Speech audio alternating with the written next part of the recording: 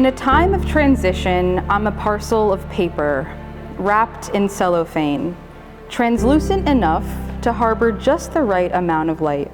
Remember learning about the semi-permeable membrane? I'm growing a new one, so fine only my loved ones can get in. This process of diffusion is new. This era of multiple lenses is fashioned from the same material as back then. Seeing as it's my Saturn return, or so I have a hunch, judging on the constant nudging of effervescence at the corner of my mind and eye, I simultaneously am reinventing a new self.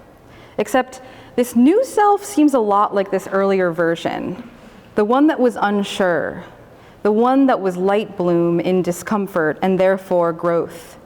For instance, in my new office, a fishbowl of fluorescence, I find ways to silently transfigure the drab into art, the utility of an object somehow also enacting its essence.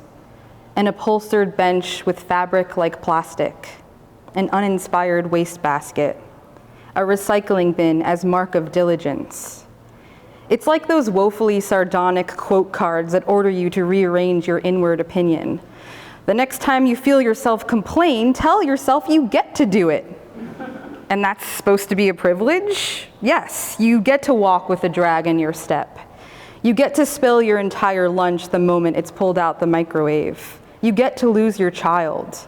You get to be here now. The sign on the subway in big sans serif says, "Be nice today." Big marketing under the guise of do good offers its aesthetic corporate order. As you can see, there are so many ways to call a transition. During this one, I gather the liminal hems of my periphery into tiny crescents. If I squint, I can see the path of the rest of my life, kaleidoscoping into vision, an infinite arrangement. What does it really mean to change?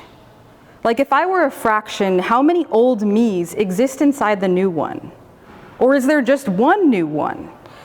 Probably someone who studies the brain could tell you we're constantly rewriting memories. New iterations overriding old, redaction, redaction, redaction. I am simply a situation of light and color. Okay. In Andrew Niccol's 2011 feature film, In Time, starring Justin Timberlake, there is no shortage of puns. The actor's choppy dialogue is punched with snarky euphemism. I wanted to count how many times they said time, the whole joke collapsing in on itself. As viewers, we love to find loopholes, gaps in the narrative. Why are we programmed this way? Must we be the most logical animal in the kingdom? You'll find the greats musing that creativity is divine, that we as humans were meant to abstract. But I'm not sure everyone is the same. If we can all be consolidated into the same bucket, neatly bowed up with a zippy ribbon. In Time is like one joke stretched out into an entire movie where the premise could be a one-liner that your dad utters over a newspaper, like a real paper newspaper. And that dad also happens to love sci-fi and loves to rail against late-stage capitalism, though he's more complicit in the whole fangled system than anyone else you know. Of course, the premise of the whole thing is so obvious. So time equals currency, quite literally. You pay for things with the time you have left. The Foley beeping sound of the numbers ticking down as hours, minutes, seconds are taken from you, oddly reminiscent of the popular turn-of-the-century show 24. Oh yeah, and the numbers are on your arm, very Holocaust. The connection at best flimsy. There I go, a human searching for gaps. I digress. So surprisingly, this cast is star-studded like you wouldn't believe. Like everyone wanted in on the joke. Everyone loves an idiom and staring into their mortality like a mirror. I myself hardly think about death, or the after. It's rather the dying, the before that catches at my throat. The march towards decline, once mechanisms in the system begin to falter and trip wires. You ever have dreams that you start to glitch? Is this what dying is? Speaking of time, I saw a funny TikTok the other day where a woman gave a PSA that anytime you feel doubt, just try to conjure the confidence of an average white man. And he's probably wearing mismatched socks at the meeting right now.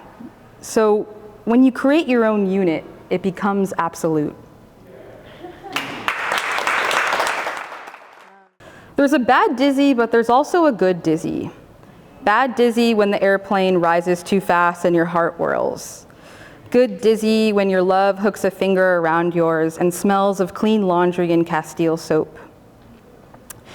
I used to write about every affliction that hit me, the bile rising tides and the skinny squeeze of my esophagus, the expanse of my brain beating against skull, the full ears as if cotton clogged. Once when my ear had been clogged for 3 months, I went in for a hearing test. And I remember the vacuum suck of the door closing the padded room in, no echo.